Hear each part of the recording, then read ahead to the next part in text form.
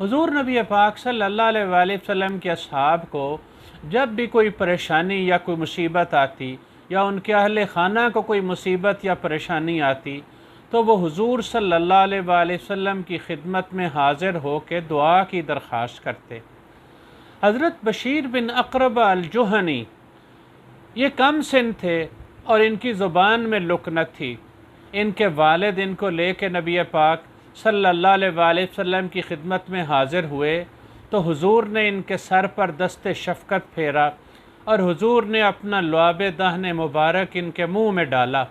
उसकी बरकत से इनकी ज़ुबान की लुकनत फ़ौरी तौर पर दूर हो गई और हुज़ूर के दस्ते शफ़क़त फेरने की बरकत से ये बुढ़ापे में जब इनका सारा सर सफ़ेद हो गया था, लेकिन जहाँ हुज़ूर ने हाथ रखा था वो बाल बिल्कुल स्याह रहे।